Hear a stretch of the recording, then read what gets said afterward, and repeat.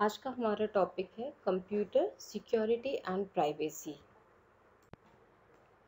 इस टॉपिक में हम बात करेंगे कि सिक्योरिटी हमारे कंप्यूटर की और हमारे डेटा की क्यों ज़रूरी है और कौन कौन से ऐसे थ्रेड्स हैं जिनसे हमारे खतरे हैं जो हमारे कंप्यूटर और डेटा को नुकसान पहुंचा सकते हैं और उन खतरों से हम अपने डेटा और कंप्यूटर को किस तरीके से बचा सकते हैं। जैसे कि हमें पता है कि आजकल हमारे पास बहुत सारी इन्फॉर्मेशन हमारे कंप्यूटर में या इलेक्ट्रॉनिक डिवाइस में होती है। वो डिवाइस चाहे हमारे मोबाइल हो या हमारा लैपटॉप है या हमारा टैब है। यहाँ तक कि हमारे पास सारी इन्फॉर्मेशन हमारे एक छोटे से मोबाइल में या लैपटॉप में समाहित हो जाती है, चाहे वो हमारी पिक्चर्स हैं, चाहे हमारी पर्सनल इंफॉर्मेशंस हैं, या फिर हमारे यहाँ तक कि हमारे अकाउंट्स हैं, बैंक्स हैं, जो भी हमारी ऑनलाइन ट्रांजेक्शन्स होती हैं, वो सारी की सारी चीज़ें हमारी कंप्यूटर और हमारे फ़ोन के द्वारा होती है। तो इस तरीके से हमारे ये चीज़ें हमारी ज़िंदगी का एक बहुत ही अहम हिस्सा हो गई हैं। और अगर कोई भी इंफॉर्मेशन लीक हो जाती है या खो जाती है और ये गलत लोगों के हाथ में पड़ जाती है तो इसका हमें बहुत ज़्यादा नुकसान उठाना पड़ सकता है। जैसे कोई इन्फॉर्मेशन है जो आपके बैंक के बारे में है, आपके लैपटॉप में सेव है या आपके कंप्यूटर फ़ोन में सेव है, कंप्यूटर में सेव है, और अगर गलती से उसका पासवर्ड जो है किसी और को पता चल जाता है तो वो उसको यूज़ कर सकता है और आपको बहुत बड़ा लॉस हो सकता है। इसलिए आपको हमेशा ध्यान रखना है कि जो आपके डिवाइसेस हैं, जिन डिवाइसेस में आपने अपनी ये इस तरह की इंफॉर्मेशन रखी हुई है, वो हमेशा सिक्योर हो जाए। यहाँ पे दो चीज़ें हैं, एक है प्राइवेसी और सिक्योरिटी। प्राइवेसी का मतलब होता है कि आप किसको बताना चाहते हैं और किसको नहीं बताना चाहते हैं, वो आपके हाथ में है। आपके पूरा कंट्रोल है कि आप अपनी कोई भी इंफॉर्मेशन किन किन लोगों को बताना चाहते हैं। जैसे आप लोग फेसबुक यूज़ करते हैं तो आपने देखा होगा कि आपके फेसबुक पर बहुत सारी जो है सेटिंग होती है, जिस सेटिंग में आप अपनी जो भी आपने पोस्ट डाली है अपने वॉल पर, आप उसमें सेटिंग में जाकर उसकी प्राइवेसी सेट कर देते हैं कि मेरी ये पोस्ट जो है सिर्फ कुछ लोगों को दिखे, मेरे सिर्फ दोस्तों को दिखे या किसी एक ग्रुप को दिखाई दे। ठीक है। तो जो प्राइवेसी होती है वो आपकी पर्सनल इंफॉर्मेशन को दूसरों तक जाने से रोक देती है। तो ये हेल्प करती है वेबसाइट को ब्लॉक करने में, इंटरनेट ब्राउज़र्स को ब्लॉक कर देती है, केवल कंपनीज़ हैं और भी जो इंटरनेट सर्विस प्रोवाइडर हैं उनको आपकी इंफॉर्मेशन और आपकी ब्राउज़र हिस्ट्री को ट्रैक करने से रोक देती है। उसके बाद आता है हमारा सिक्योरिटी। सिक्योरिटी होती है, जो कंप्यूटर सिक्योरिटी होती है, वो आपके कंप्यूटर को या कंप्यूटर सिस्टम को जो है सिक्योर कर लेती है, जिससे कि आपके सिस्टम को कोई आप जो इंफॉर्मेशन आपके सिस्टम में है उसको कोई हानि ना हो, कोई चोरी ना करे या अनऑथराइज तरीके से, गैर कानूनी तरीके से कोई उसको इस्तेमाल ना कर सके। तो ये डिपेंड करता है कि आप अ, जो है सिक्योर करना चाहते हैं या नहीं करना चाहते हैं। तो आपको अपनी अलग से पर्सनल कंप्यूटर है या जो कंप्यूटर्स आपके ऑर्गेनाइजेशन में है वहाँ पर आपको सिक्योरिटी मेजर्स को पूरा करना पड़ता है। और ये आपको हेल्प करता है प्रोटेक्ट करने से कि लोग आपके पर्सनल डेटा को पढ़ ना सकें या आपकी पर्सनल इंफॉर्मेशंस तक पहुँच ना पाएँ।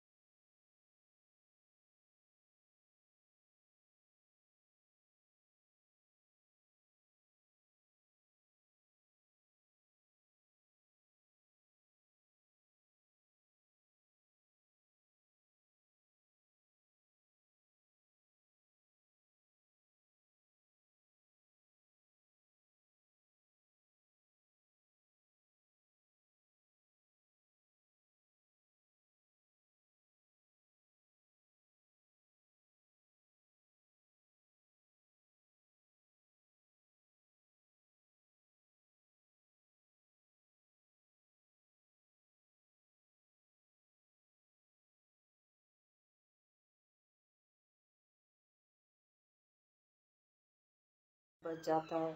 तो जो हमारे रीजंस होते हैं सिक्योरिटी ब्रेक के, वो कौन कौन से होते हैं? उसमें कुछ चीज़ें होती हैं कि एक्सीडेंटली हो जाता है। कई बार क्या होता है कि जो एम्प्लॉय काम कर रहे होते हैं उनसे गलतियां हो जाती हैं। जैसे उन्हें कोई एक डॉक्यूमेंट भेजना है, पर वो गलती से क्या हुआ कि भेजना था अकाउंट डिपार्टमेंट में, लेकिन पहुंच गया किसी और व्यक्ति के पास। कई बार ईमेल एड्रेस जो है थोड़े से गलत टाइप कर दिया, कोई नंबर गलत टाइप कर दिया, तो जो इन्फॉर्मेशन आपको एक व्यक्ति के पास भेजनी थी वो उसके पास न जाके किसी दूसरे व्यक्ति के पास चली जाती है। उसके बाद होता है इंटेंशनली ब्रीच। इंटेंशनली का मतलब होता है कि जब जानबूझ के वो गलती की जाती है, जब एम्प्लॉय उस चीज़ को जानबूझ करके करता है। जैसे जो है उस जगह के परमिशंस लेने के लिए, या कोई एक्स एम्प्लॉय है तो वो किसी रीज़न की वजह से उस डेटा को जो है दूसरे तक पहुंचाने की कोशिश करता है, तब वहाँ पे सिक्योरिटी ब्रीच होती है। उसके अलावा जो हमारी पर्सनल इंफॉर्मेशंस हैं, वो पर्सनल इंफॉर्मेशन दो तरीके से जो है लीक हो जाती हैं या फिर दूसरे तक पहुंच जाती हैं। सबसे पहली चीज़ है, जब हम अपनी पर्सनल इंफॉर्मेशन नेट पर डालते हैं तो हम बहुत ज़्यादा सतर्क नहीं रहते हैं। उसमें क्या है कि हमने लिया, अपने अकाउंट की डिटेल डाल दी, पासवर्ड डाल दिया, और ये चेक ही नहीं करा कि हम कौन सी साइट पे जा रहे हैं, वो हमारी सिक्योर साइट है या नहीं है। कोई भी मैसेज आया, कुछ भी आया, फटाक से हमने अपनी डिटेल डाल दी है। तो जब हम इंटरनेट को यूज़ कर रहे होते हैं और वहाँ पर हम अपनी पर्सनल इंफॉर्मेशन को डालने से बिल्कुल भी हिचकिचाते नहीं हैं, तब हमारी सारी पर्सनल इंफॉर्मेशन जो है वहाँ पर लीक हो जाती है, क्योंकि उसमें हम सब चीज़ डालते हैं, नाम, फ़ोन नंबर, ईमेल एड्रेस, जगह का नाम वगैरह वगैरह, जो भी हमारे उसमें मांगा जाता है वो सारी इंफॉर्मेशन हम उसमें डाल देते हैं। दूसरा होता है जब एक पर्सन अनऑथराइज तरीके से हमारे कंप्यूटर तक पहुंच जाता है। ठीक है, ये जनरली क्या होता है कि ऑफिस में हुआ, आप काम कर रहे हैं और जल्दबाजी में आपने, जब आप उठे अपनी सीट से, तो आपने लॉगिन किया हुआ है, आप लॉग आउट नहीं करा कंप्यूटर से और आप उठ के चले गए। तो उस केस में क्या होता है कि कोई भी आपकी जगह पे बैठ करके आपके कंप्यूटर को यूज़ करके उससे कोई भी इंफॉर्मेशन ले सकता है और उस इंफॉर्मेशन को लीक कर सकता है। ठीक है, तो जो कंप्यूटर सिक्योरिटी और प्राइवेसी है, ये रिस्ट्रिक्ट कर देती है कि जो आपका डाटा आपके कंप्यूटर में स्टोर किया हुआ है वहाँ तक कोई पहुँचे ना। आपकी परमिशन के बिना आपके सिस्टम पे अगर कोई बैठा है, कोई छेड़ाखानी कर रहा है, तो वो उस चीज़ तक ना पहुंच पाए, जिससे आपका जो पर्सनल इंफॉर्मेशन है या आपकी जो भी जानकारी या डाटा है वो वहीं पर सेफ रह सके। अब आता है थ्रेट टू कंप्यूटर। हमें कंप्यूटर में कौन कौन से खतरे हो सकते हैं? ठीक है, तो बहुत सारी चीज़ें, सबसे बड़ा खतरा हमारा यही है कि हमारी जो पर्सनल इंफॉर्मेशन है वो लीक हो जाती है कंप्यूटर से।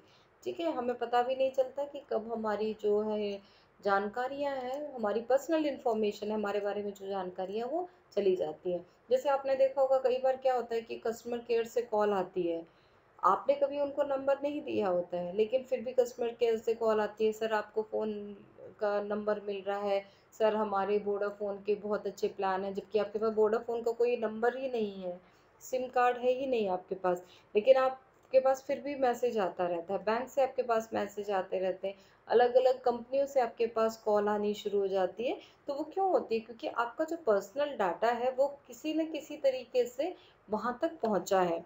तो जो आपका सबसे बड़ा थ्रेट होता है, जो आपकी सबसे बड़ा डर कह सकते हैं आप कंप्यूटर से रिलेटेड, वो होता है आपकी पर्सनल इंफॉर्मेशन का दूसरी तक पहुंच जाना या उसको लीक हो जाना। ठीक है, तो उसमें सबसे पहली चीज़ आती है थेफ्ट, चोरी हो जाना। ठीक है, इसका मतलब होता है कि आपकी जो इंफॉर्मेशन है, जो आपका हार्डवेयर है, वो ही चोरी हो गया। उसमें 3 तरीके से जो है आपकी चोरी करी जा सकती है। एक तो है आपकी फिज़िकली, कि किसी व्यक्ति ने आपका लैपटॉप चोरी कर लिया है, आपका कंप्यूटर चोरी कर लिया है, तो उसके साथ जो भी आपकी इन्फॉर्मेशन थी, वो उस व्यक्ति के पास चली गई। दूसरा होता है आइडेंटिटी। यहाँ पर क्या होता है, कुछ हैकर्स होते हैं जो कि आपकी पर्सनल इन्फॉर्मेशन को चोरी कर लेते हैं। ठीक है, और आप आप जो है उसके हिसाब से जो आइडेंटिटी है उसको ही इस्तेमाल करने लगते हैं और इलीगल एक्टिविटीज़ में पार्टिसिपेट करते हैं। जैसे कई बार आता है कि आपकी मेल आईडी किसी ने ले ली, पासवर्ड ले लिया, तो उसके बाद जो है आपकी मेल आईडी से अलग अलग मैसेजेस डालने शुरू कर दिए लोगों को। ठीक है, तो इस तरीके की स्थिति हो जाती है। फिर होता है सॉफ्टवेयर पायरेसी। सॉफ्टवेयर पायरेसी होती है जब आपका पूरा सॉफ्टवेयर ही जो है चोरी हो जाता है, और उसमें क्या है, अनऑथराइज्ड और अनलाइसेंस्ड कॉपीज जो कंप्यूटर प्रोग्राम्स की होती हैं उनको भी ले लिया जाता है। फिर आता है वायरस। वायरस जिस शब्द को अगर हम कंप्यूटर पढ़ते हैं तो कंप्यूटर के हिसाब से हमें वायरस एक ऐसा नाम है जो हमें बहुत ही तरीके से पता है। और हमारे लिए, हमें सबको पता है कि अगर हम कंप्यूटर की बात कर रहे हैं या हम अगर किसी फ़ोन की बात कर रहे हैं तो हमारे लिए वायरस शब्द जो है एक अलग ही मायने रखता है। अगर जनरली हम कहें तो कंप्यूटर वायरस एक छोटा सा सॉफ्टवेयर प्रोग्राम है जिसे अपने कंप्यूटर के ऑपरेशंस को और कंप्यूटर के डेटा को डिलीट करने या फिर हानि पहुंचाने के लिए बनाया होता है। तो जो कंप्यूटर वायरस है वो हमारी जानकारी के बिना ही हमारे सिस्टम को इतना ख़राब कर देता है जिसे ठीक कर पाना हमारे बस की बात नहीं होती है। तो कंप्यूटर में बहुत सारे जो है सॉफ्टवेयर प्रोग्राम्स हैं, क्योंकि जो कंप्यूटर है वो सॉफ्टवेयर प्रोग्राम से ही चलता है। तो बिना किसी प्रोग्राम के कंप्यूटर काम ही नहीं कर सकता। तो हमें कई बार पता ही नहीं चलता है कि ये जो जो हमारे पास प्रोग्राम आ रहा है वो सही है या गलत है, क्योंकि जो सॉफ्टवेयर प्रोग्राम्स हैं वो कंप्यूटर को सही तरह से काम करने के लिए भी बनाए जाते हैं, और कुछ जो होते हैं वो कंप्यूटर के काम को बिगाड़ने के लिए भी बनाए जाते हैं।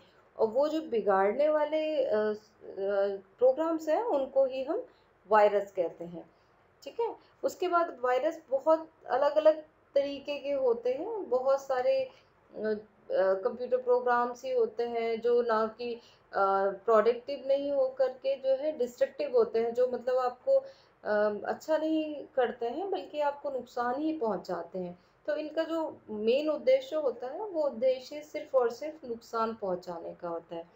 इसमें जो सबसे ज़्यादा प्रकार का वायरस नोटिस किया जाता है वो वायरस है आपका वॉर्म्स।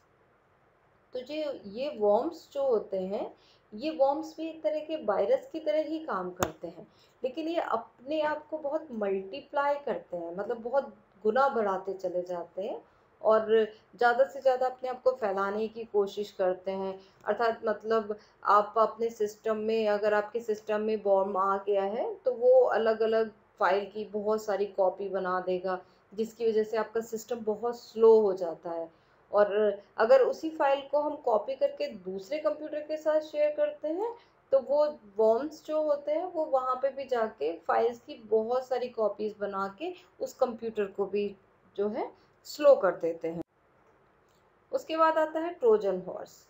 ट्रोजन हॉर्स जो है ये बहुत ही खतरनाक मालवेयर होता है जो आपके कंप्यूटर में अपनी पहचान छुपा कर आते हैं। मतलब आपको पता नहीं चल पाता कि आपके कंप्यूटर में जो है ट्रोजन हॉर्सेस हैं। मान लिया जैसे आप इंटरनेट का इस्तेमाल कर रहे थे और आप किसी साइट पर विजिट कर रहे हो और वहाँ पे आपको कोई ऐड दिखा, और जैसे ही आपने उसको क्लिक करा, जैसे कई बार आता है कि स्मार्टफोन, आपको स्मार्टफोन मिला है, इस पे क्लिक करिए टू विन दैट स्मार्टफोन, या इस आपको ये लॉटरी लग रही है, आप इस पे क्लिक करिए। तो क्या होता है, जैसे ही आपने लिखा हुआ आ रहा है कि क्लिक करिए स्मार्टफोन आपका हो जाएगा, आपने जैसे उस पर क्लिक कर दिया तो जो टॉर्जन हॉर्स मालवेयर है वो आपके कंप्यूटर में उसके जरिए ही पहुंच जाएगा, और आपको पता भी नहीं चलेगा कि मेरे कंप्यूटर में कोई वायरस आ गया, जो है बहुत कोई मालवेयर आ गया है, और ये धीरे धीरे आपके पूरे सिस्टम को ख़राब कर देगा।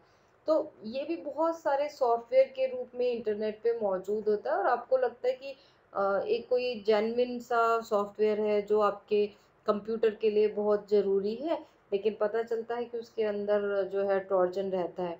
तो उस सॉफ्टवेयर के अंदर वो ये छुपा हुआ होता है, और एक बार अगर ये आपके कंप्यूटर में आ गया तो ये आपके कंप्यूटर को स्लो कर देगा, और उसके साथ ही वो एक दरवाज़ा खोल देते हैं जिससे और भी कई तरीके के वायरस और वॉन्स जो हैं आपके कंप्यूटर में आते जाते हैं।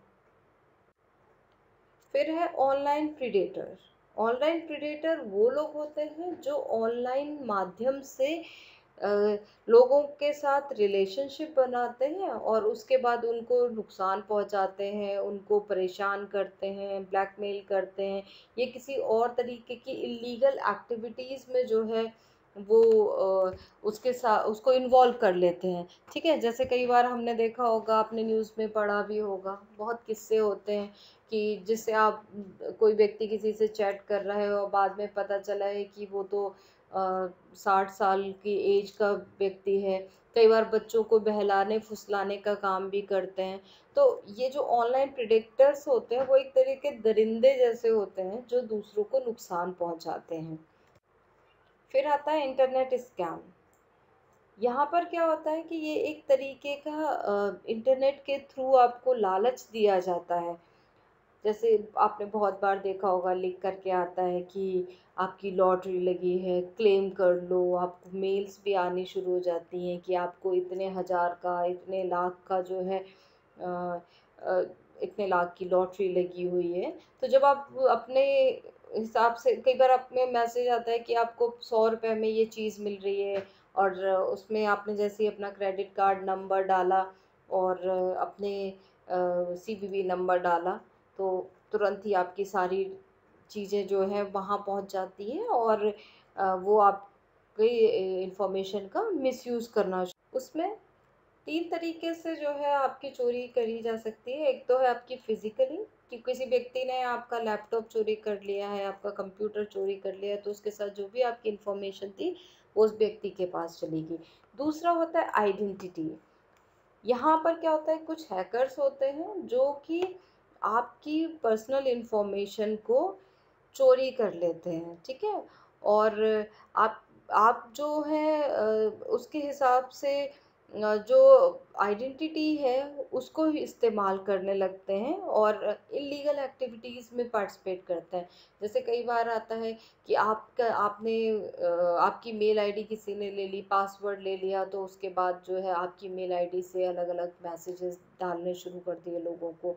ठीक है, तो इस तरीके की स्थिति हो जाती है। फिर होता है सॉफ्टवेयर पायरेसी। सॉफ्टवेयर पायरेसी होती है जब आपका पूरा सॉफ्टवेयर ही जो है चोरी हो जाता है, और उसमें क्या है, अनऑथराइज्ड और अनलाइसेंस्ड कॉपीज जो कंप्यूटर प्रोग्राम्स की होती हैं उनको भी ले लिया जाता है।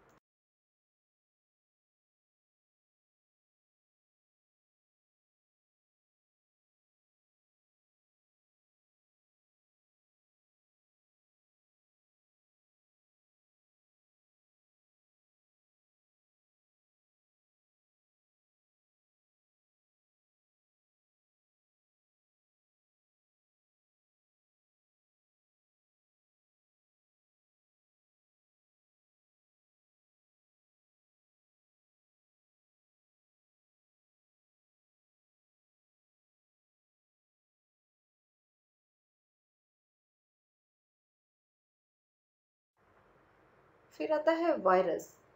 वायरस जिस शब्द को अगर हम कंप्यूटर पढ़ते हैं तो कंप्यूटर के हिसाब से हमें वायरस एक ऐसा नाम है जो हमें बहुत ही तरीके से पता है, और हमारे लिए, हमें सबको पता है कि अगर हम कंप्यूटर की बात कर रहे हैं या हम अगर किसी फ़ोन की बात कर रहे हैं तो हमारे लिए वायरस शब्द जो है एक अलग ही मायने रखता है। अगर जनरली हम कहें तो कंप्यूटर वायरस एक छोटा सा सॉफ्टवेयर प्रोग्राम है जिसे अपने कंप्यूटर के ऑपरेशंस को और कंप्यूटर के डेटा को डिलीट करने या फिर हानि पहुंचाने के लिए बनाया होता है। तो जो कंप्यूटर वायरस है वो हमारी जानकारी के बिना ही हमारे सिस्टम को इतना ख़राब कर देता है जिसे ठीक कर पाना हमारे बस की बात नहीं होती है। तो कंप्यूटर में बहुत सारे जो है सॉफ्टवेयर प्रोग्राम्स हैं, क्योंकि जो कंप्यूटर है वो सॉफ्टवेयर प्रोग्राम से ही चलता है।